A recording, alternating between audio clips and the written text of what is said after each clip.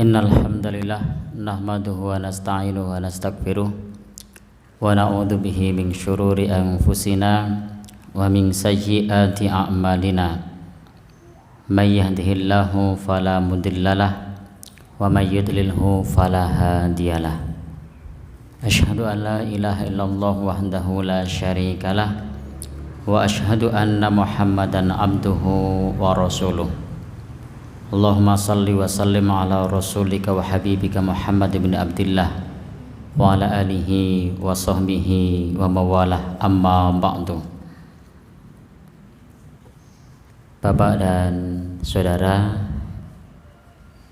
pertama-tama kita panjatkan puji dan syukur kehadiran Allah Subhanahu wa taala yang masih melimpahkan kepada kita rahmatnya, hidayahnya dan inayahnya. Yang kedua, setelah kita bersyukur kepada Allah, salawat dan salam semoga tercurah pada Nabi kita Nabi Muhammad sallallahu alaihi wasallam sebagai uswah hasanah kita, teladan terbaik umat manusia sepanjang zaman. Adapun yang ketiga, di kesempatan ini kita lanjutkan untuk taklim kita.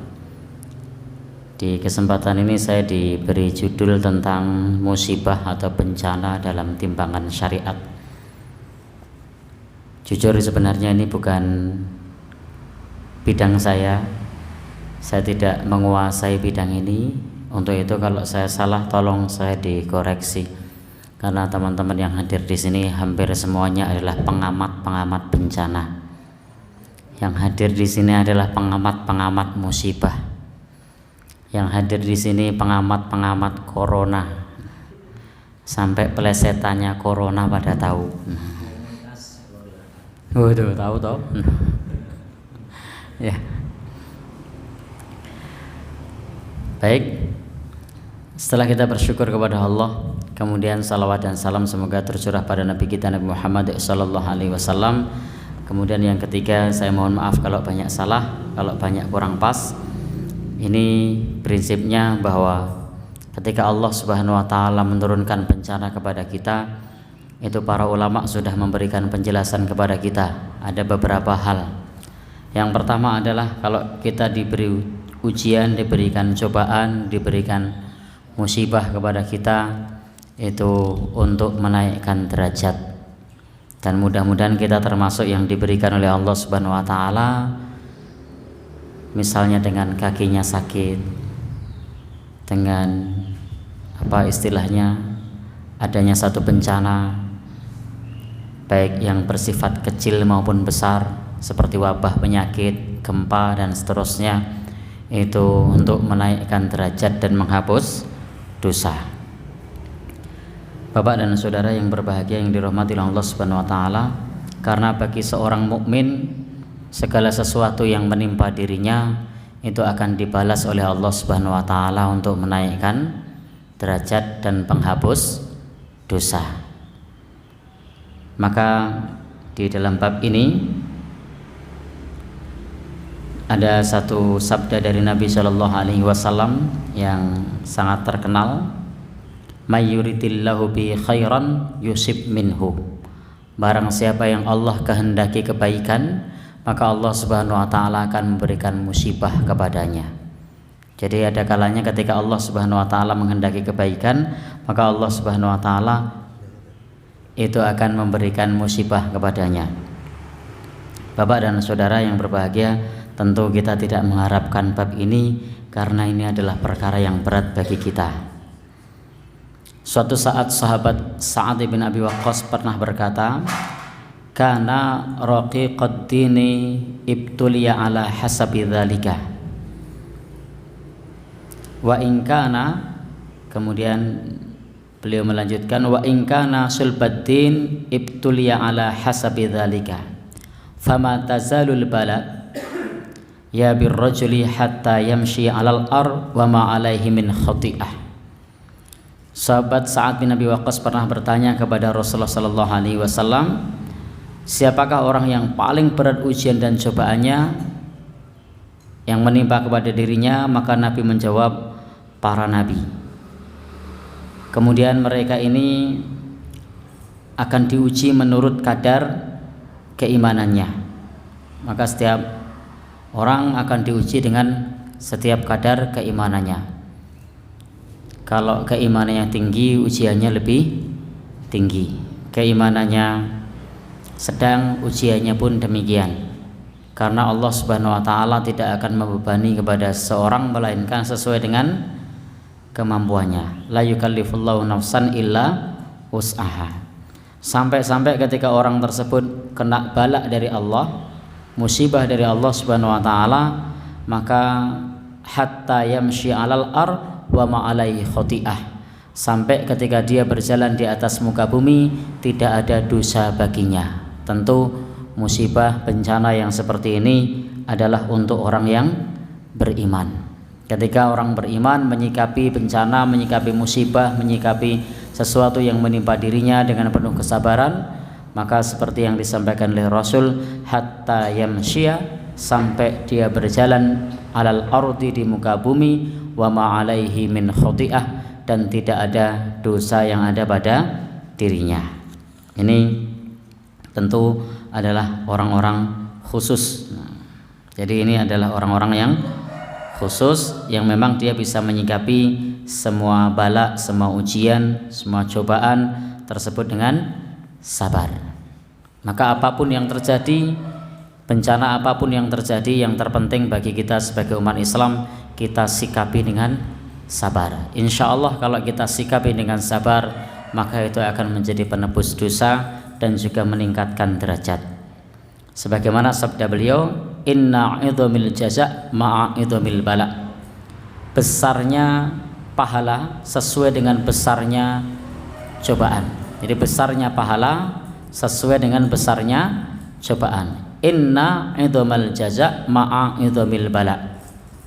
Besarnya pahala sebanding dengan besarnya cobaan.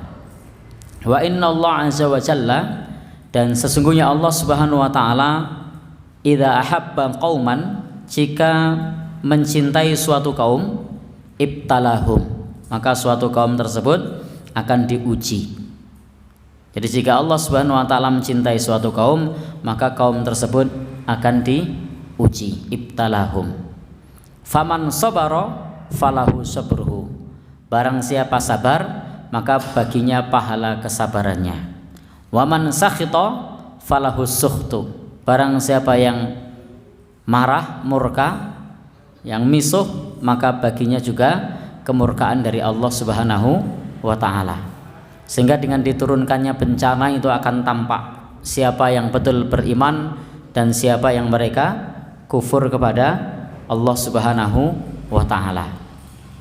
Maka bagi orang yang beriman, ini persoalannya bukan bencananya, bukan musibahnya, tetapi bagaimana cara kita menyikapi bencana, bagaimana cara kita menyikapi musibah. Kalau itu semua disikapi dengan sabar, maka itu akan menjadi lahan dan menjadi ladang pahala bagi diri kita. Tentu kita semua memohon yang terbaik kepada Allah agar tidak diberi musibah yang berat. Sebagaimana di dalam doa kita sering berdoa kepada Allah.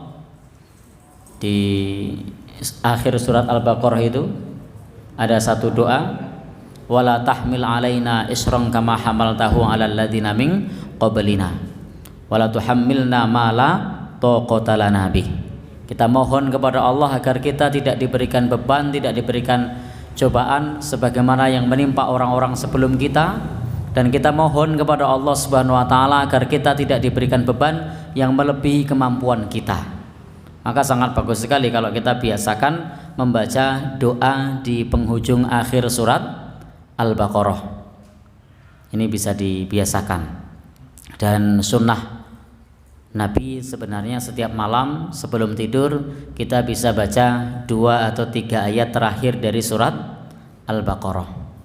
Selain kita sudah membaca ayat yang di sana ada banyak fadilahnya, maka kalau kita membaca ayat ini, sesungguhnya kita juga sudah berdoa kepada Allah agar tidak diberikan musibah, bencana, cobaan sebagaimana orang-orang terdahulu, dan juga agar kita diberi kekuatan oleh Allah Subhanahu wa taala sehingga setiap musibah yang datang, ujian cobaan yang datang kepada kita itu tidak melebihi kemampuan kita. Dan di bagian akhir itu adalah fangsurna alal qaumil kafirin. Sekaligus kita minta tolong kepada Allah Subhanahu wa taala dari orang-orang kafir. Jadi minta tolong kepada Allah Subhanahu wa taala dari tipu daya orang-orang kafir. Karena di antara cobaan dan ujian itu, di antara bencana yang menimpa itu bukan hanya bencana yang tampaknya adalah alam, tapi ada bencana yang sifatnya akidah. Disiksa, dibakar, ditusuk, dipotong, diapakan lagi? Diusir, dibakar rumahnya. Itu juga bagian dari bencana, tetapi memang sifatnya adalah bencana akidah. Bapak dan saudara-saudara yang berbahagia yang dirahmati oleh Allah Subhanahu wa taala, innal abda la takunu lahu darajah fil jannah.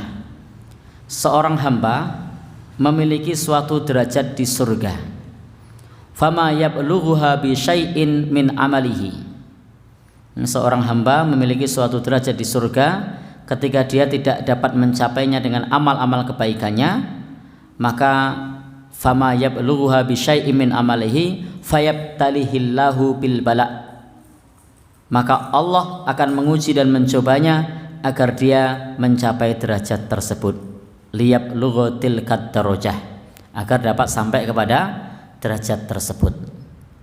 Jadi ketika Allah Subhanahu wa taala melihat seorang hamba atau seorang hamba memiliki suatu derajat di surga, ketika memang derajat tersebut tidak dapat dicapainya dengan cara amal soleh, maka Allah Subhanahu wa taala akan memberikan cobaan, akan memberikan bencana, akan memberikan musibah. Dan kalau dia dapat melaluinya, maka dia akan mencapai derajat tersebut.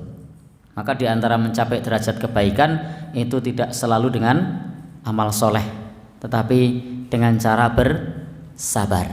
Jadi dengan cara bersabar. Bisa jadi rumahnya baru dibangun kena gempa, rontok.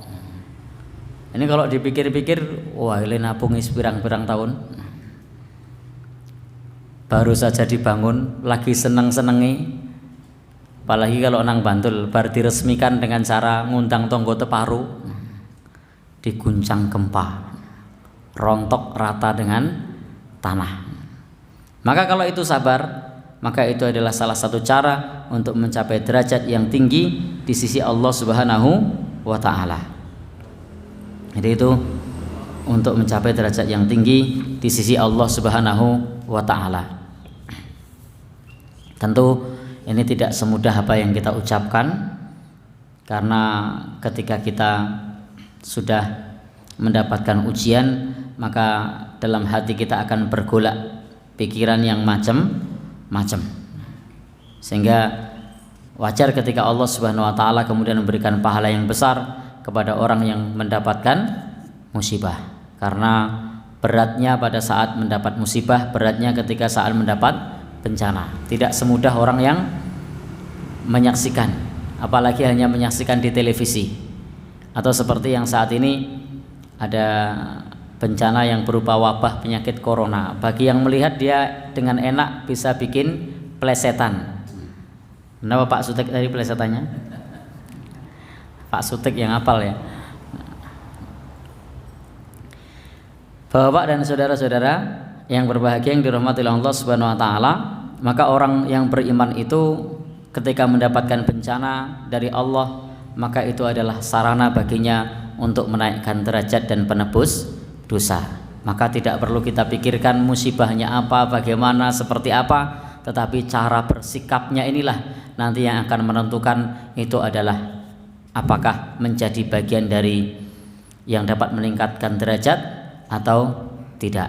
Karena seringkali saya secara pribadi ditanya, Ustadz, bencana ini azab apa bukan? Karena kita tidak bisa membedakan mana bencana yang merupakan azab, mana bencana yang merupakan peringatan, dan mana bencana yang merupakan teguran, karena tidak ada tandanya. Maka ketika musibah itu terjadi, tidak perlu dipikirkan itu adalah azab, siksa dari Allah, apakah itu adalah teguran dari Allah atau itu adalah ujian dari Allah, itu tidak perlu kita pikirkan. Tetapi sekarang fokus bagaimana mengubah bencana tersebut menjadi sesuatu yang dapat meningkatkan derajat kita di hadapan Allah Subhanahu wa taala, mensikapinya sebagai sesuatu yang perlu kita lalui dengan sabar agar kita dapat diampuni oleh Allah Subhanahu wa taala dosanya. Bahkan meskipun hanya sekedar tertusuk duri, itu kalau kita sikapi dengan sabar, Allah akan menghapus dosanya. Apalagi bencana yang besar. Ma yusibul mu'min min wasobin wala nasobin.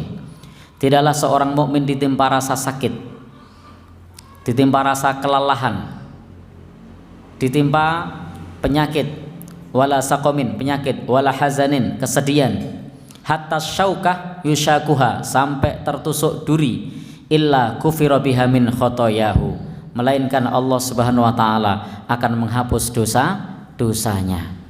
Jika tertusuk duri saja itu dapat menghapus dosa, apalagi bencana yang lebih besar.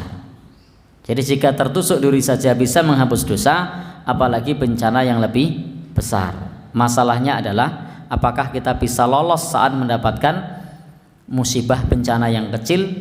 Lalu bagaimana kalau kita bencana yang kecil tidak bisa lolos dengan bencana yang lebih besar? Kena duri sudah misuh-misuh, mestinya bilang innalillah, mestinya bilang semuanya dikembalikan kepada Allah, alhamdulillah ala kulli hal.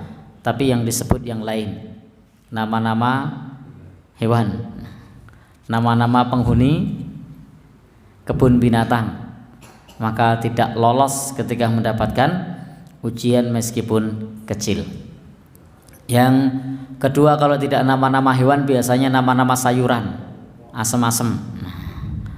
Jadi itu sering disebut. Lalu bagaimana akan lolos dari yang besar kalau yang kecil saja kita sudah tidak bisa menahan diri? Maka agar bisa meningkatkan kualitas kita, sikapi itu dengan sabar. Dan sabar itu adalah pada saat pertama menerima musibah. Innamas sabru 'inda sadmatil ula. Sesungguhnya kesabaran itu pada saat pertama kali mendapat musibah. Kalau sudah 16 tahun berlalu atau 14 tahun berlalu lalu mengatakan sabar, lah itu wajar. Ada orang cerita tentang kena gempa dulu gimana. Dulu waktu kena gempa nangis-nangis, tapi setelah 10 tahun kemudian enggak apa-apa, sabar. Lah iya wis oleh bantuan warna-warna. Jadi maka itu bukan sabar. Sabar itu pada saat pertama terkena musibah, saat pertama bencana itu datang. Bapak dan saudara yang berbahagia yang dirahmati oleh Allah Subhanahu wa taala, maka innallaha la yujarribu ahadakum bil bala kama yujarribu ahadukum dhahabahu. Sesungguhnya Allah Subhanahu wa taala menguji hambanya dengan menimpakan musibah sebagaimana seorang menguji kemurnian emas dengan api. Jadi emas diuji dengan api, dibakar. Faminhu ma yakhruju kadzahab. Maka ada yang keluar emas murni. Jadi ketika dibakar ada yang keluar emas murni. Wa dzalikal ladzi hamahullah minasyubuhat. Dan ada yang kurang dari itu atau yang syubhat, itulah yang dilindungi Allah dari keraguan-raguan. Faminhum ma yakhruju duna dzalika. Ada pula yang keluarnya bukan emas. Kalau yang emas tadi yang murni dilindungi dari keraguan-raguan. Ada pula yang yasyukku ba'da syak, keraguan di atas keraguan. Wa minhu ma yakhruju kadzahab al-aswad. Ada pula yang keluar emas hitam, dan itu memang yang ditimpa fitnah. Ini adalah perumpamaan ketika Allah Subhanahu wa taala menguji kita. Bahwasanya ketika ada satu ujian yang datang, itu laksana emas yang ditempa. Kalau dia murni, maka dia akan murni kelihatan emasnya ketika dibakar. Kalau dia palsu akan kelihatan palsunya. Kalau dia emas bisa jadi emas hitam, kata beliau sallallahu alaihi wasallam. Sehingga kalau kita mendapatkan emas hitam itu akan diuji. Ini seperti orang yang memang ditimpa fitnah atau ditimpa musibah. Maka Bapak dan Saudara, ikhwan dan akhwat yang berbahagia yang dirahmati oleh Allah Subhanahu wa taala, sehingga di dalam Islam musibah ini mestinya yang pertama yang penting adalah sikap kita. Jadi yang penting yang pertama adalah sikap kita. Yang kedua, musibah atau bencana ini memang bisa menjadi teguran dari Allah atau bisa menjadi azab dari Allah Subhanahu wa taala. Ada hadis yang sangat terkenal yang sampai kepada kita. Ada hadis yang sangat terkenal yang sampai kepada kita tentang sabda Rasulullah sallallahu alaihi wasallam kepada kaum muhajirin. Ya ma'syaral muhajirin, wahai segenap kaum muhajirin, khamsu hisal a'udzubillahi an tutrikuhun. Ada 5 hal atau 5 bencana yang aku berlindung kepada Allah Subhanahu wa taala mudah-mudahan tidak menimpa kalian. Jadi di sini Rasul sallallahu alaihi wasallam bersabda kepada para muhajirin, ada 5 hal, ada 5 bencana yang aku berlindung kepada Allah Subhanahu wa taala, mudah-mudahan 5 itu tidak menimpa kalian. Ma dhaharatil fahisyah fi qaumin hatta a'lanu biha. Tidaklah tampak di tengah-tengah masyarakat berupa fahisyah, perbuatan keji. Jadi ada perbuatan keji sudah tampak di tengah-tengah masyarakat. Perzinaan, perselingkuhan, kalau sekarang ada LGBT, ada lagi lesbi, ada lagi apa yang belum disebut, homoseksual atau kaum liwat, sudah tampak di mana-mana, melainkan Allah Subhanahu wa taala akan menurunkan suatu penyakit bitawa'in wal auja, dengan taun atau wabah atau suatu penyakit allati lam takun fi aslafihim, penyakit yang belum pernah ada pada masa sebelumnya. Jadi kalau manusia berbuat fahisyah, berbuat keji, maka Allah Subhanahu wa taala akan menurunkan suatu penyakit yang penyakit itu belum pernah ada pada masa sebelumnya. Ini adalah ucapan Rasulullah sallallahu alaihi wasallam, yang ucapan beliau itu dari wahyu Allah. Wa ma yantiqu 'anil hawa in huwa illa wahyu yuha. Dan tidaklah beliau sallallahu alaihi wasallam mengucapkan berdasarkan kepada hawa nafsu, melainkan beliau mengucapkan itu adalah wahyu yang diwahyukan. Maka hindari semua perbuatan keji, baik yang terkait dengan syahwat kemaluan maupun terkait dengan syahwat perut maupun terkait dengan syahwat yang lain, karena itu memungkinkan untuk berbuat keji yang tidak semestinya. Maka kalau perbuatan keji itu terjadi, mudah bagi Allah Subhanahu wa taala menurunkan penyakit yang belum pernah ada pada masa sebelumnya. Di zaman kita ini nama penyakit sudah macam-macam. Yang terbaru ada corona. Sebelumnya ada flu babi, flu burung, pemeneh. Ya, wis warna-warna. Nek ditakoni jenenge nganti aku radong. Karena saking banyaknya varian penyakit yang baru. Jadi ada banyak sekali varian-varian penyakit baru. Ada jenis-jenis virus-virus yang baru. Demikian pula yang menimpa tanam-tanaman, itu hama zaman dulu juga beda dengan zaman sekarang. Hama zaman dulu itu nek wis disemprot wis rampung. Sekarang wis disemprot isih. Sudah dikasih dibongsong wis isih. Kenapa? Tadi Allah Subhanahu wa taala melalui lisan Rasulnya menyebutkan kalau manusia sudah berbuat keji, maka Allah Subhanahu wa taala akan menurunkan wabah suatu penyakit yang penyakit tersebut belum pernah ada pada masa sebelumnya. Bapak dan saudara yang berbahagia yang dirahmati Allah Subhanahu wa taala, sehingga mau tidak mau, diakui atau tidak, setuju atau tidak, bahwa bencana yang menimpa umat manusia, musibah yang menimpa diri kita itu juga terkait dengan apa yang kita kerjakan. Karena Nabi mengatakan jika manusia sudah berbuat keji, berarti ada hubungannya. Meskipun kita tidak menemukan hubungan yang langsung, tapi ini adalah hubungan yang sifatnya hubungan tak langsung, kita tidak tahu.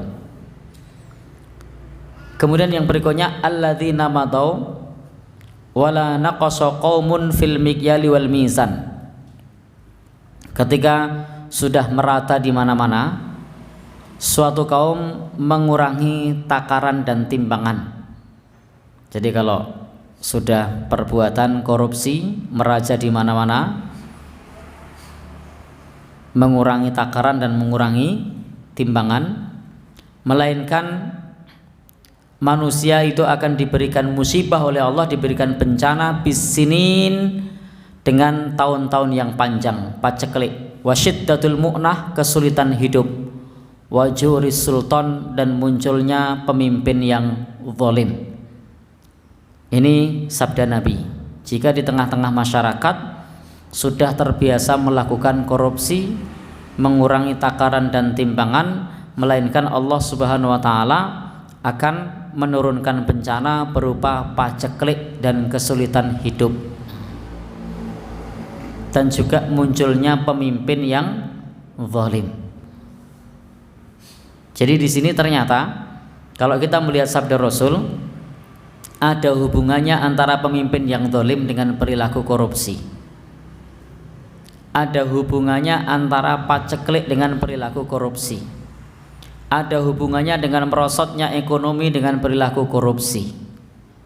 Nabi sudah mengingatkan sejak 14 abad yang lalu, jika perilaku mengurangi takaran dan timbangan itu merata di tengah-tengah masyarakat, maka di masyarakat tersebut akan mengalami masa-masa sulit yang panjang, akan mengalami paceklik dan lahirnya pemimpin yang zalim. Maka di sini juga menjadi evaluasi bagi kita, karena untuk saat ini ketika kita melihat banyak transaksi di tempat fotokopi, ketika kita sedang fotokopi bareng, itu sering mendengar, "Mas, nyuwun nota kosong nggih." Ini di tempat fotokopi. Kalau tidak di tempat fotokopi, biasanya di tempat-tempat perbelanjaan yang lain itu juga minta nota kosong. Kalau tidak itu biasanya pada saat membuat LPJ, laporan pertanggungjawaban, antara dana aslinya dengan laporannya tidak sama. Apa namanya? LPJ fiktif. Bapak dan saudara, sehingga yang namanya nota kosong, manipulasi data, itu tidak sama. Artinya antara data asli dengan yang dilaporkan tidak sama. Bahkan ini merambah di segala sendi kehidupan. Hampir-hampir yang namanya nota kosong, data palsu, itu sudah dianggap biasa. Malah saya pernah ketika saya masuk ke satu percetakan untuk nyetak outdoor, itu kasirnya bilang begini, "Mas, ini harganya sekian, diskonnya 10%, ditulis napa mboten?" Jadi kasirnya menawarkan ditulis napa mboten. Dikiranya mungkin saya karyawan, sehingga kalau saya bilang tidak ditulis, saya dapat 10%. Loh, aku nyetak tak nggo dhewe kok. Jadi mau ditulis mau ndak orang ngaruh, tetap tak bayar. Tetapi ternyata ditawari ini diskonnya 10%, ditulis nopo mboten. Bayangkan kalau diskon 10%, kalau order 1 juta dapat 100. Kalau 10 juta 1 juta. Siapa yang rugi? Kantor, perusahaan. Kalau orang yang misalnya diutus oleh masyarakat, oleh kampung atau RT suruh nyetakkan order, yang rugi siapa? Kampung, RT. Kalau satu kakak itu iurannya 20.000, sudah iuran berapa orang tuh yang ditilep? Hanya dengan cara tidak menulis diskonnya. Jadi sekarang seolah-olah itu ada hal yang biasa. Saya juga kaget ketika ditanya, "Mas, diskonnya ditulis napa mboten?" Lho, apa hubungannya karo ditulis karo ora? Bahkan saya secara pribadi orang nggo nota wae ora apa-apa, tak nggo dhewe kok. Tidak pakai nota pun tidak masalah, tetapi karena kalau untuk orang lain jelas ini merugikan pihak lain. Bapak dan saudara-saudara yang berbahagia yang dirahmati Allah, dan perilaku semacam ini sudah hampir merata di mana-mana. Termasuk kalau kita misalnya belanja di toko besi, tentu tidak semua toko besi. Itu biasanya juga diberi sesuatu, karena dianggap yang beli itu kuli. Nah, Mas, iki regane semene, ning gandeng karo jenengan tak gawe rego semene, ning tulisannya tetap semene nggih. Jadi ternyata malah toko besinya yang menawarkan supaya dia balik lagi. Maka kuli bangunannya seneng apa mboten kira-kira? Seneng. Harga semen misalnya, semen berapa sekarang? 44 misalnya. Mas sakjane saiki semen wis mundhak 45. Ning iki tak gawe 44. Ning karo jenengan tetep tak tulis lho, notane tetep tak tulis 45, sing 1000 mungkin nggih jenengan. Wah, seneng banget. Dapat 1000 kali 10 semen. Belum yang lainnya dan seterusnya. Ini contoh-contoh perilaku korupsi yang bisa menjadikan Allah Subhanahu wa taala menurunkan bencana berupa paceklik panjang dan kesulitan hidup dan lahirnya pemimpin yang zalim. Jadi kalau dalam hadis Nabi, dalam asar para salafus soleh, itu yang namanya perbaikan itu tidak melulu dari atas. Karena sementara ini kita sering menuntut di atas itu baik, sementara kita lupa di bawah juga belum baik. Sementara ini kita menuntut pemimpin itu harus sempurna, sementara kita lupa bahwa rakyatnya juga belum sempurna. Maka yang namanya perbaikan itu tidak selalu dari atas, tapi juga perlu dari bawah. Masih ingat pernyataan sahabat Ali yang sangat terkenal itu ketika beliau ditanya oleh salah seorang pemuda, "Wahai Ali, zamanku dulu pemimpinnya baik-baik, kenapa zaman kita ini pemimpinnya tidak baik?" Jawab sahabat Ali, "Zamanku dulu pemimpinnya baik-baik karena rakyatnya baik seperti saya. Zamanmu ini pemimpinnya tidak baik karena rakyatnya tidak baik seperti kamu."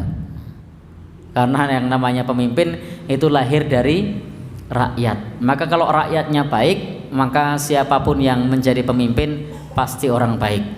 Tapi kalau rakyatnya bobrok, siapapun yang jadi pemimpin tetap bobrok. Saya mengumpamakan seperti orang makan kacang. Pernah makan kacang? Kacang kulitan. Ada yang gombong, ada yang kopong, ada yang boleng, dikumpulkan dalam satu piring. Lalu kemudian kita disuruh makan kacang itu. Walaupun kita makan kacangnya dipentelengi, ya itu boleng. Walaupun kita makan kacangnya pakai tangan kanan, tetap boleng. Walaupun kita makan kacangnya dengan cara wis disenteri, tetap boleng. Dengan mata tertutup tetap sama. Kenapa? Karena bibit-bibitnya sudah boleng, sudah rusak. Tapi coba sekarang diubah. Di piring tersebut isinya adalah kacang kulitan isi 3 semua. Maka Anda pilih dengan cara merem, dapatnya isi 3. Maka Anda pilih dengan cara dipentelengi, dapatnya juga isi 3. Anda milih dengan cara tangan kanannya, dapatnya isi 3. Dengan cara di belakangnya juga dapatnya isi 3. Kenapa? Karena sumber dan bibitnya sudah isi 3 semua. Karena pemimpin itu lahir dari rakyat, maka kalau rakyatnya itu semua baik, siapapun yang dipilih maka orang baik. Siapapun yang maju jadi pemimpin, semua orang baik, karena bibitnya sudah baik. Tapi kalau bibitnya belum baik, Meskipun dengan cara milihnya dengan cara ditunjuk ya tidak baik, dengan cara parlemen ya tidak baik, dengan cara dipilih langsung ya tidak baik. Kenapa? Karena bibitnya sudah tidak baik. Maka yang paling penting adalah kita perbaiki diri kita sendiri, kita melakukan dakwah kepada masyarakat agar masyarakatnya menjadi baik, sadar bahwasanya suap itu keliru, korupsi itu keliru. Kalau semua sadar korupsi itu keliru, insya Allah siapapun yang menjadi pemimpin dia tidak akan korupsi. Tetapi kita sering menyalahkan, oh itu mereka pada korupsi, padahal di bawah juga korupsi. Mulai dari belanja di toko besi, nota kosong, manipulasi data, tanda tangan palsu, rapel tanda tangan. Ini tidak hanya terjadi di masyarakat umum, bahkan kalau saya boleh bilang hampir rata di seluruh lapisan masyarakat. Tidak hadir suruh nanda tangani kehadiran. Ada yang pernah begitu? Tidak tahu tentang keadaannya suruh ngerapel dan seterusnya. Maka kalau perilaku ini masih ada, maka korupsi akan tetap ada. Jadi kalau perilaku ini ada, maka korupsi akan tetap ada. Saya tahu yang seperti itu karena beberapa saat yang lalu itu ada penyuluh yang ke tempat saya. Itu yang curhat sama saya, Ustadz, kita ini benar-benar tidak masuk, tidak terjun ke lapangan beberapa ini, tapi disuruh tanda tangan di ngerapel. Lah gimana antum tanda tangan? Tidak tanda tangan. Loh kenapa antum tidak tanda tangan? Rapena liane tanda tangannya kabeh. Ternyata juga tanda tangan karena rapena. Kadang-kadang juga Bapak dan saudara yang berbahagia yang dirahmati Allah Subhanahu wa taala, tidak hanya terkait dengan rapel tanda tangan, tapi juga dengan penggelembungan atau mar'ab. Jadi biasanya di mar'ab. Ini hampir rata. Di mana-mana mar'ab itu dianggap biasa. Bahkan sejak kita masih duduk di bangku sekolah, di bangku kuliah, itu kalau bikin proposal, bikin laporan, itu diajari cara mar'ab. Itu diajari. Jadi teman-teman ada yang pernah diajari mar'ab? Jadi jangan dibikin begini, tapi dibikin ini. Memang diajari. Sehingga akan sulit bagi kita untuk melepaskan diri dari korupsi. Dan Bapak dan saudara yang berbahagia yang dirahmati Allah, maka bagusnya memang dibikin real apa adanya. Jadi dibikin real apa adanya.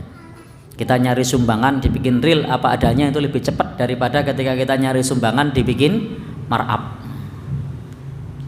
Jadi kalau misalnya Pondok Anur punya grup WhatsApp, lalu bilang lampunya 5 mati, harganya 1 sekian, orang semangat. Kenapa?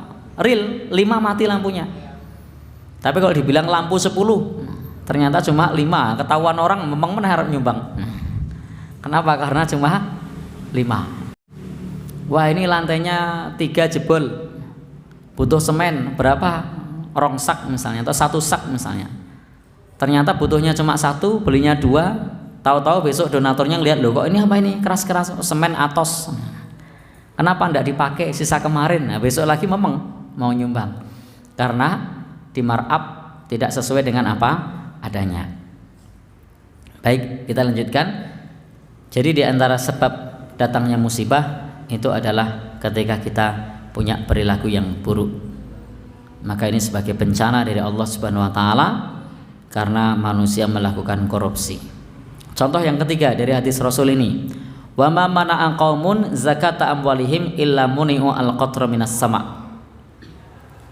Jika orang-orang enggan membayar zakat, melainkan Allah Subhanahu wa taala akan menahan turunnya hujan dari langit.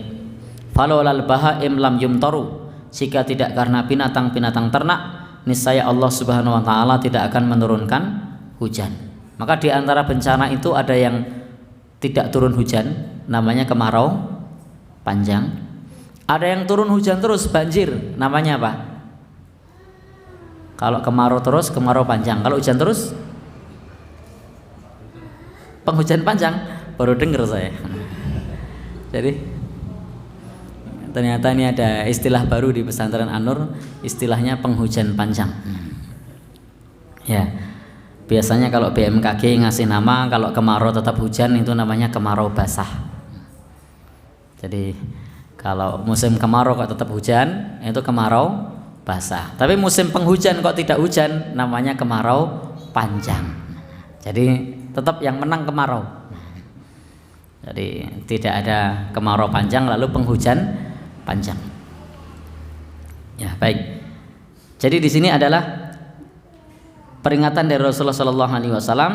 Di antara musibah tersebut adalah kemarau panjang.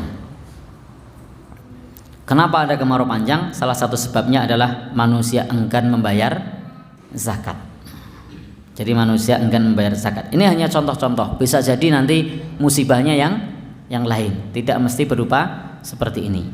Ini contoh-contoh yang disebutkan oleh Rasulullah Sallallahu Alaihi Wasallam. Kemudian yang berikutnya, tidaklah suatu kaum itu membuat perjanjian kepada Allah dan Rasulnya lalu kemudian mengingkari perjanjian Allah dan Rasulnya illa salatallahu alaihim aduwwan min ghairihim, melainkan Allah Subhanahu wa taala akan menurunkan kepada mereka, menguasakan kaum tersebut kepada musuh dari selain mereka. Fa akhadhu ba'da ma fi aidihim, yang akan membawa harta kekayaan dari mereka ke tangan-tangan musuh. Jadi kalau kaum muslimin ini mengingkari perjanjian Allah dan Rasulnya, anjuran sholat tidak sholat, anjuran ibadah tidak ibadah, anjuran zakat tidak zakat, maka Allah akan turunkan suatu kaum yang akan menguasai kaum muslimin tersebut dan akan memboyong harta-harta kaum muslimin ke negeri-negeri orang kafir. Saya bukan pengamat politik, saya bukan pengamat masalah ekonomi, jadi saya tidak tahu, saya hanya membaca hadis Nabi. Nanti tidak malah keliru kalau saya kasih contoh. Jadi di sini disebutkan saja oleh Nabi, kalau suatu kaum tersebut melanggar perjanjian Allah dan Rasulnya, kewajiban tidak lagi dikerjakan, larangan ditabrak, maka Allah Subhanahu wa taala akan kuasakan kaum tersebut kepada bangsa musuh. Maka kaum tersebut dikuasai oleh bangsa musuh, tidak berdaya, sehingga fa'akhadhu ba'da ma fi aidihim, musuh-musuh tersebut akan mengambil harta dari kaum muslimin ke negeri-negeri mereka. Ini tidak usah dipikirkan negeri mana, ini hadis Nabi mengatakan seperti itu. Maka kita ubah sikap kita sekarang, bagaimana kita taati perjanjian Allah dan Rasulnya, kewajiban kita kerjakan, larangan kita tinggalkan. Wa ma lam ta'mal a'immatuhum bima anzalallahu azza wa jalla fi kitabihi illa ja'alallahu ba'sahum bainahum. Dan ketika orang tidak menerapkan aturan-aturan Allah Subhanahu wa taala di dalam kitab sucinya, melainkan Allah Subhanahu wa taala akan menurunkan musibah bencana di tengah-tengah mereka. Di bagian akhir dari pesan Nabi, bagian yang kelima itu adalah, dan tidaklah para pemimpin, dan tidaklah ketika kita tidak mengamalkan apa yang diturunkan oleh Allah Subhanahu wa taala, tidak menjalankan aturan-aturan kitab suci, melainkan Allah Subhanahu wa taala akan menimpakan musibah di antara mereka, akan menimpakan bencana di antara mereka. Naudzubillahi min dzalik. Mudah-mudahan kita termasuk orang yang dihindarkan dari bencana dan malapetaka. Ini adalah hadis Rasul sallallahu alaihi wasallam yang menunjukkan bahwasanya bencana itu bisa terjadi karena maksiat yang kita kerjakan, sehingga bencana ini sebagai bentuk teguran dari Allah Subhanahu wa ta'ala. Kenapa? Karena bencana datang pada saat manusia bermaksiat kepada Allah Subhanahu wa ta'ala. Di dalam ayat Al-Quran sudah jelas di surah Ar-Rum itu, laqad dhaharal fasadu fil barri wal bahri bima kasabat aydin nas liyudhiqahum ba'dalladzi amilu la'allahum yarji'un. Sungguh telah tampak kerusakan di darat dan di laut. Jadi di situ disebutkan sungguh telah tampak kerusakan di darat dan di laut. Bima kasabat aydin nas, disebabkan oleh ulah-ulah tangan manusia.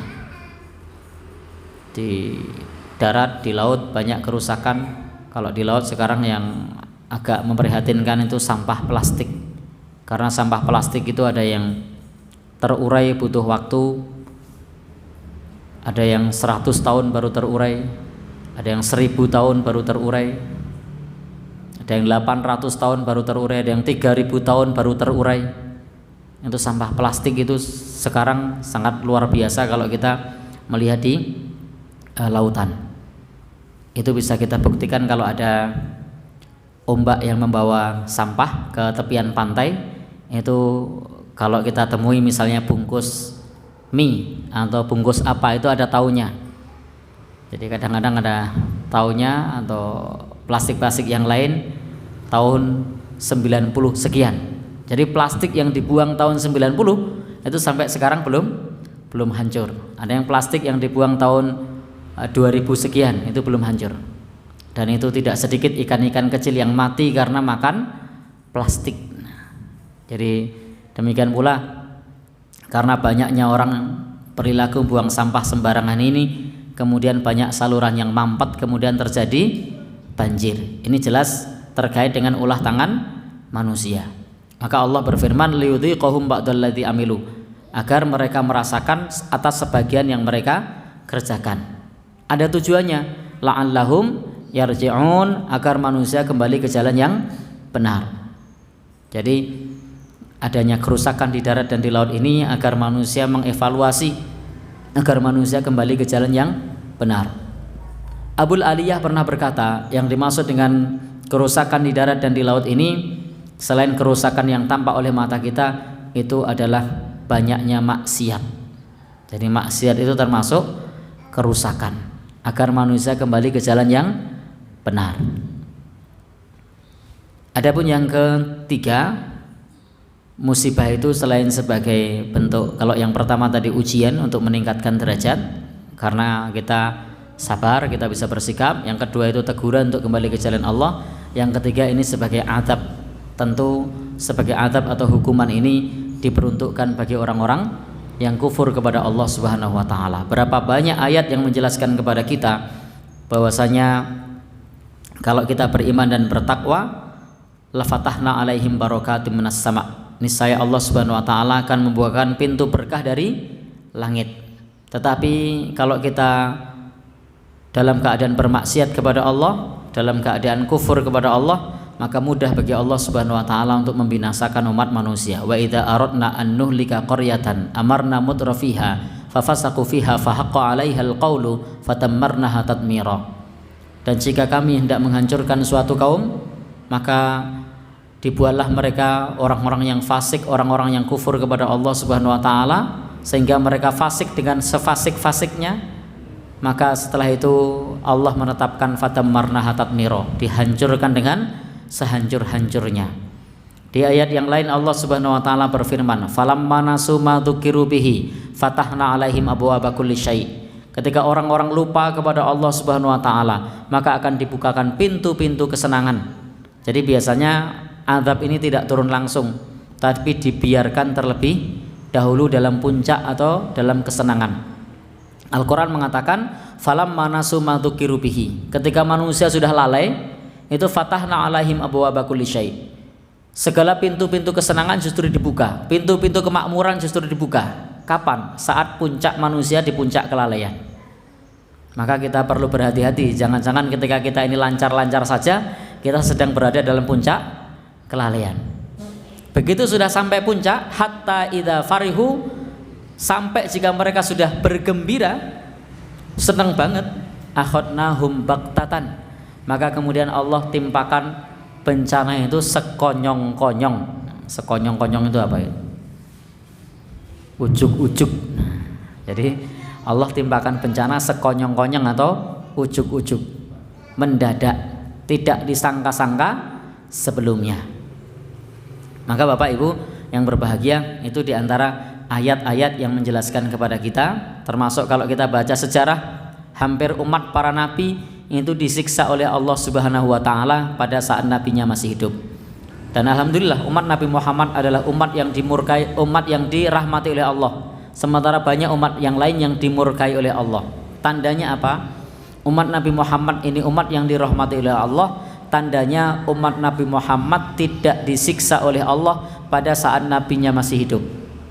Jadi umat Nabi Muhammad ini adalah umat yang tidak disiksa oleh Allah pada saat nabinya masih hidup. Maka ini adalah tanda umat Nabi Muhammad adalah umat yang dirahmati. Sementara umat yang lain itu disiksa oleh Allah Subhanahu wa taala pada saat nabinya masih hidup. Dan ini menjadi bukti bahwasanya di antara musibah, di antara bencana itu adalah azab siksa dari Allah. Masih ingat dengan doanya Nabi Ibrahim, ya Allah, jangan biarkan di muka bumi ini fil ar alal kafirina tayyara, la tadar, jangan kau biarkan ya Allah di muka bumi ini tempat tinggal bagi orang kafir. Doa Nabi Nuh ini dikabulkan oleh Allah. Banjir bandang datang dan mereka semua mati, termasuk orang kafir yang menjadi keluarga Nabi. Siapa? Anaknya. Siapa lagi? Istrinya. Karena doanya begitu, ya Allah jangan biarkan di muka bumi tempat tinggal bagi seorang kafir pun. Maka istrinya, anaknya termasuk yang terkena. Ini diantara azab Allah Subhanahu wa ta'ala. Dan banyak lagi azab-azab Allah kepada kaum Syuaib. Mereka menyembah berhala dan mereka korupsi, juga dibinasakan oleh Allah Subhanahu wa ta'ala. Kaumnya Nabi yang lain masih banyak. Nabi Soleh misalnya, Nabi Lut misalnya, Nabi siapa lagi? Nabi Musa misalnya. Mereka orang-orang yang bencana itu diturunkan oleh Allah Subhanahu wa taala, dan pada saat itu nabinya masih hidup, dan ayat-ayat menjelaskan bahwasanya itu adalah azab dari Allah Subhanahu wa taala. Dan azab itu tidak harus berupa sambaran petir. Meskipun kalau kita baca di dalam Al-Qur'an, di antara azab itu adalah as-sa'iqah atau disambar petir. Tidak harus berupa banjir, tapi juga kadang-kadang berupa yang lainnya. Kalau kita lihat di kisahnya Fir'aun, termasuk di dalam Al-Quran kita melihat di antaranya adalah Allah kirimkan al-jarad, belalang, Allah kirimkan tifta, kodok, Allah kirimkan hewan-hewan yang dalam pandangan kita tidak masuk akal. Jadi di zamannya Fir'aun itu ketika dibuka tempat tidur adanya katak, tempurung tengkurup dibuka katak, di dalam rumah ada katak, di kamar mandi ada katak, di tempat kendaraan ada katak, di dapur ada katak. Tersiksa sekali. Jadi ketika Allah Subhanahu wa taala menurunkan azab, itu tidak harus kemudian berupa gunung meletus, meskipun juga di antaranya hal-hal yang seperti itu. Tetapi Allah kirimkan makhluknya seperti belalang, serangga, dan seterusnya. Termasuk untuk Bapak dan saudara yang berbahagia yang dirahmati Allah, tadi kita membahas di antara musibah yang menjadi teguran bagi kita itu adalah wabah atau taun. Tentu bagi orang yang beriman itu menjadi teguran, menjadi ujian, tetapi bagi orang yang kafir itu menjadi azab yang disegerakan di dunia. Karena bagi orang yang beriman, ketika kita bersikap dengan baik, ketika kita sabar, maka tidak ada musibah itu yang menjadi azab, tetapi musibah itu akan menjadi cara bagi Allah Subhanahu wa taala untuk menaikkan derajat dan juga menjadi penghapus dosa. Karena azab itu hanya diberikan kepada orang-orang yang kufur kepada Allah Subhanahu wa taala. Maka sebagai penutup, Allah Subhanahu wa taala berfirman, wattaqu fitnatal la tusibannal ladzina dzalamu minkum khassah. Hati-hatilah terhadap suatu musibah, suatu bencana yang tidak hanya menimpa orang-orang yang zalim saja. Maka sangat mungkin Allah Subhanahu wa taala menurunkan bencana kepada orang-orang yang zalim, bukan hanya kepada orang-orang kafir, tetapi kita diperintahkan untuk amar ma'ruf nahi mungkar. Insyaallah ketika kita mau amar ma'ruf nahi mungkar, maka kelak dibangkitkan di hadapan Allah Subhanahu wa taala bukan bagian dari orang-orang yang berbuat zalim. Billahi taufik wal hidayah. Banyak salah mohon maaf. Wassalamualaikum warahmatullahi wabarakatuh.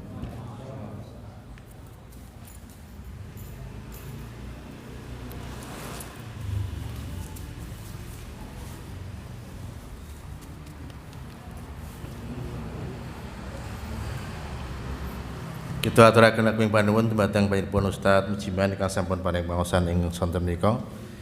Para bapak, para lenggah ingkang dipun rahmati Allah, langsung mawon acara salajengipun jam menika dialog. Apabila wonten pertanyaan saking jamaah, semonggo. Tidak ada. Wonten. Nek mboten saking klorin tat ada. Ini pertanyaan saking kula nih, apakah tanda tangan itu zaman Nabi ada? Atau yang dua, kalau diamanai untuk tanda tangan dari teman itu hukumnya bagaimana? Cuma itu aja.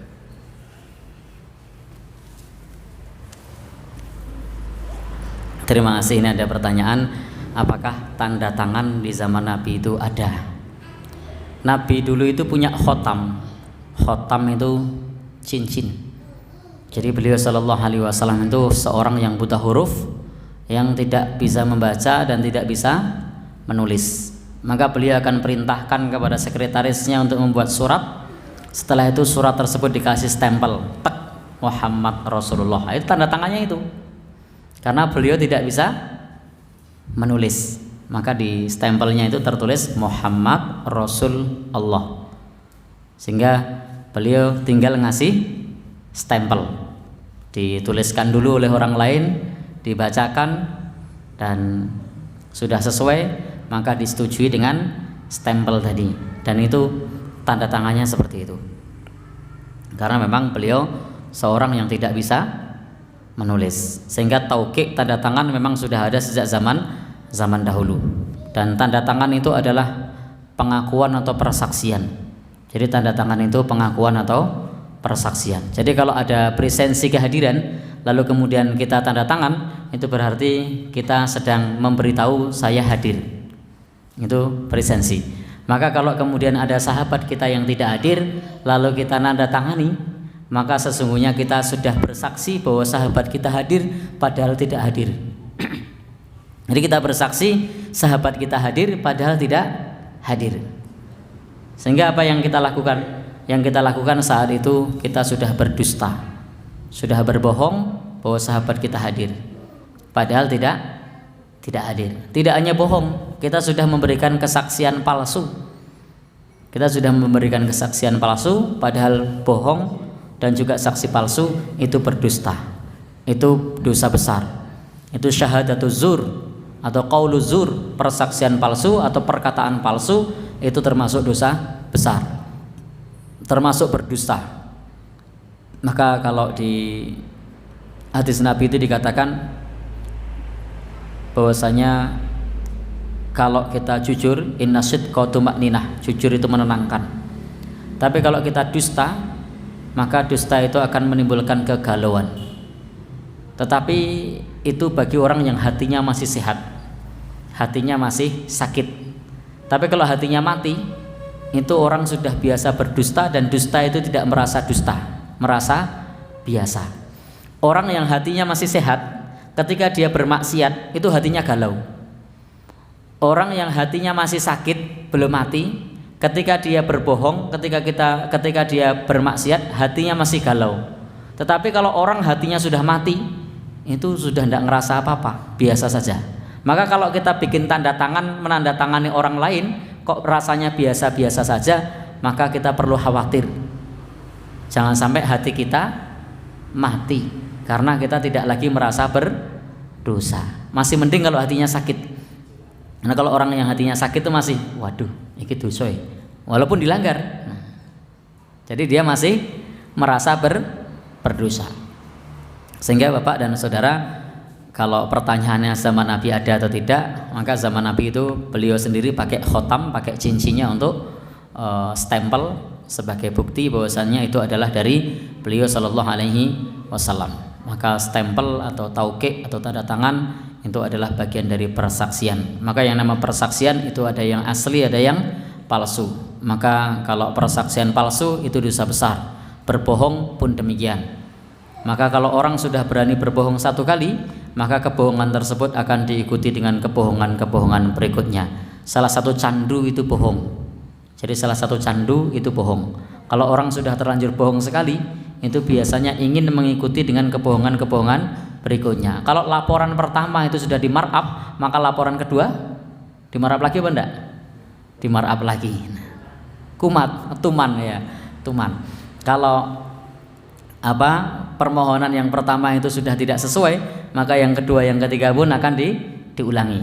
Maka sebaiknya memang kita biasakan untuk buat laporan yang asli, untuk kita buat permohonan yang asli, tidak pakai markup, untuk pakai nota yang asli, tidak pakai palsu-palsu, tidak nota kosong apa meneh notane ditulis dewi. Nah, itu perlu dihindari. Nyun sewu, saya bisa tegas keras begini karena saya bukan birokrat, karena saya bukan ASN. Kalau ASN memang agak berat. Kalau ASN memang agak berat. Saya guru ngaji tapi saya bukan ASN, saya bukan birokrat, saya bukan pejabat, saya bukan karyawan, jadi ngomong begini tanpa beban. Tapi kalau ASN mau ngomong begini, waduh mengko sikik itu. Nanti tanyakan Pak Rahmat ya. Ya. Jadi beda. Kasusnya gini, seperti buat undangan itu loh. Ya. Kan kalau mau ketemu ketuanya bilang jadi tanda tangan aja, itu termasuk gimana itu? Itu bukan tanda tangan palsu, itu atas nama. Kalau itu boleh karena sudah diberikan izin persetujuan. Jadi itu atas nama AN. Jadi di antara tauke itu ada AN, atas nama. Itu boleh. Misalnya menyampaikan kepada Pak Santos sebagai seorang sekretaris sedang sibuk. Lalu Pak, ini tanda tangannya gimana? Sudah, jenengan tanda tangani saja. Yang bilang gitu kan Pak Santos. Maka itu namanya atas nama, maka itu tidak masalah dengan izinnya, dengan kerelaannya. Tapi beda dengan kalau ini kan persetujuan, karena sebagai sekretarisnya, sebagai ketuanya, isinya juga sudah tahu. Tapi kalau kemudian pada saat masuk kantor lalu kemudian ya sudah kamu tanda tangan, nah ini tidak boleh, karena itu tidak termasuk atas nama, tidak bisa diwakili dengan atas nama. Jangan samakan persetujuan dengan kehadiran. Kalau persetujuan itu bisa dengan kata-kata, persetujuan itu bisa dengan ucapan, saya setuju. Tetapi kalau kehadiran itu tidak bisa dengan ucapan, saya hadir, orangnya tidak ada. Bisa enggak? Tidak bisa. Maka tidak cukup dengan kata-kata. Kalau memang presensi kehadiran tidak boleh diwakilkan, tidak bisa atas nama. Wong dapat door prize saja kalau orangnya tidak hadir tidak bisa cair kok, ya kan? Padahal door prize-nya mengopo, nilainya tidak seberapa. Gimana Pak? Nah, tutup cangkir. Nah, itu karena orangnya tidak hadir tidak bisa. Apalagi ini terkait mengenai masalah sesuatu yang lebih penting dan lebih besar dari itu. Wallahu a'lam bishawab. Sehingga tadi perlu kita berhati-hati di dalam masalah tauqi atau tanda tangan, supaya kita tidak melakukan persaksian palsu, supaya kita tidak membuat kebohongan. Wallahu a'lam bishawab.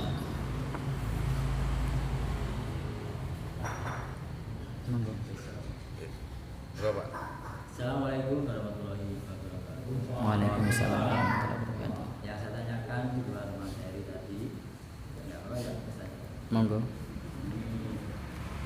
Pertanyaan yang sebenarnya ini kalau nggak siap ya. Yang saya tanyakan dalam kehidupan sehari-hari, kita itu punya gaul. Ya, kita nongkrong tanya. Di sini saya tanyakan, misalnya kita buat sebuah bangunan atau apa, kompon uang tukang atau jalan dan tukang atau yang lain. Kita tahu bahwa orang itu ya sama-sama orang yang mengerjakan sholat.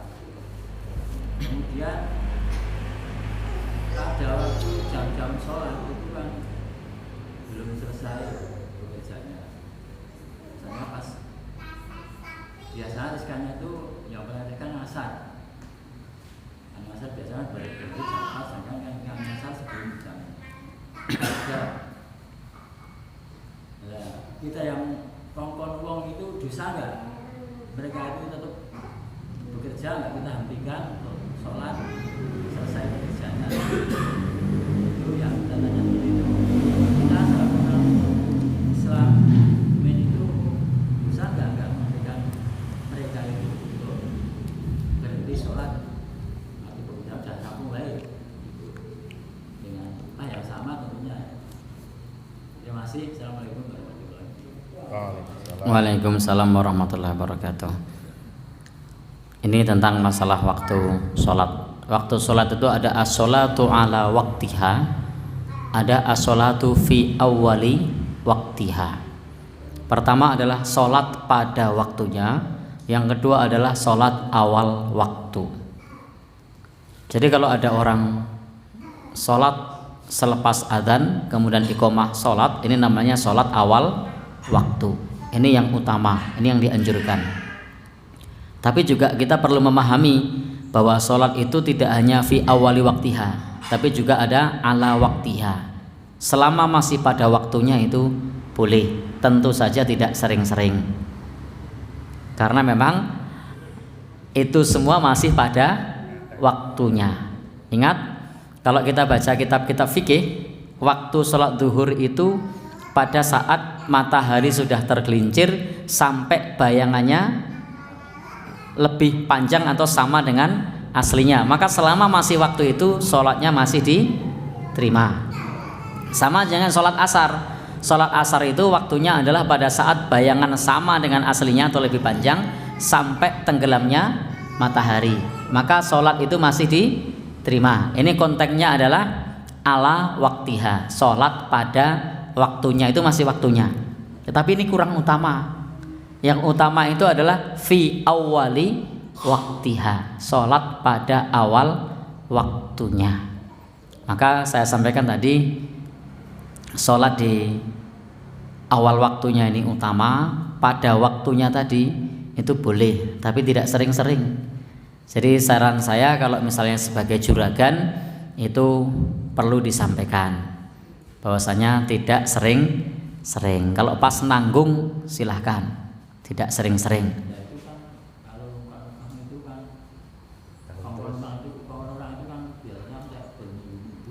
Oh gitu.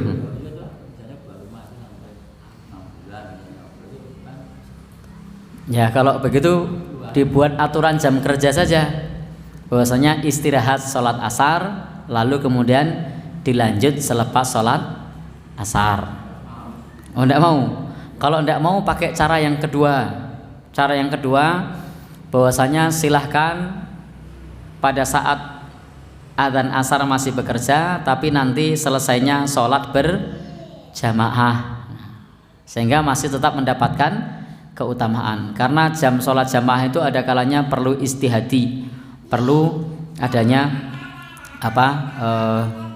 kebersamaan. Tentu kalau misalnya ini kita lihat di Wonosobo, kita lihat di mana lagi, Solo Tigo, itu kadang-kadang sholat asarnya bisa jam 4 atau sholat zuhurnya bisa jam 1. Tapi ingat, jam istihad ini harus bersama dengan muadzin dan imam setempat.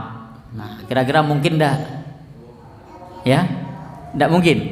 Jadi di masjidnya tersebut adzannya juga mundur, iqomahnya mundur. Untuk apa? Untuk bersama-sama menunggu jamaah. Nah, kalau ini memungkinkan, itu juga tidak mengapa. Nah, kalau memungkinkan, apa tidak memungkinkan, maka tugas Anda adalah mengingatkan. Karena memang dalam konteks ini, ketika di satu tempat misalnya sholat jamaah itu jam 3 tidak memungkinkan karena orang-orang masih di sawah, sehingga kalau adzan dan iqomah jam 3 itu jamaahnya hanya 2 orang atau 3 orang. Tetapi kalau kemudian jam 4 itu sekampung bisa berjamaah, maka itu boleh, karena ditunda itu ada hikmahnya. Apa hikmahnya? Memperbanyak jamaah. Nah, kalau memungkinkan begitu, nah itu boleh. Ning iso apa ora? Karena harus kompak itu, harus bersama-sama bareng dengan imam setempat, imamnya, muadzinnya, warga kampungnya sepakat. Dan ini ada di banyak tempat. Saya pernah mampir di Magelang, itu sholat zuhur. Waktu itu mancing zuhur itu setengah 12 lebih sedikit. Setengah 12 saya sudah mampir, saya nunggu, pikir saya sebentar lagi adzan. Sampai jam 12 belum adzan juga nih. Karena saya sebagai orang asing, hanya orang lewat, tidak mungkin toh saya adzan dewi, malah kelera-keleru. Ternyata adzannya jam berapa? Jam setengah 1. Jadi adzannya jam setengah 1 siang. Kemudian sholatnya jam 1 kurang seperempat. Wah, saya di situ lama sekali. Jadi kalau berpikir menyesal mungkin menyesal ya. Kok suwe ngenteni. Tetapi yang kita pikirkan saat itu bukan menyesal. Inilah cara kampung tersebut untuk bisa mengumpulkan orang-orang yang dari sawah agar bisa sholat berjamaah. Andai setengah 12 tadi sudah diadzani lalu diiqomai, maka jamaahnya hanya beberapa orang. Tetapi ternyata dengan ditunda ada hikmah lain, yakni bisa sholat berjamaah dengan jumlah yang lebih banyak.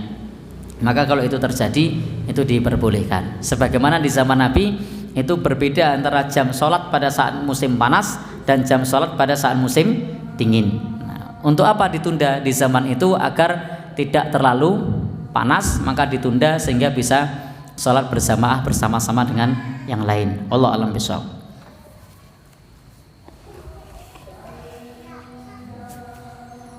Matur nuwun dhateng Ustaz Mujiman ingkang sampun paring jawaban saking pertanyaan-pertanyaan ingkang sampun dipun jelasaken.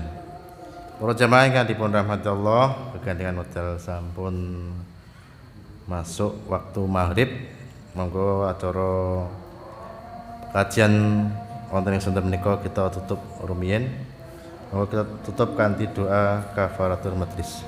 Subhanakallahumma wa bihamdika asyhadu an la ilaha illa anta astaghfiruka wa atubu ilaik. Assalamualaikum warahmatullahi wabarakatuh.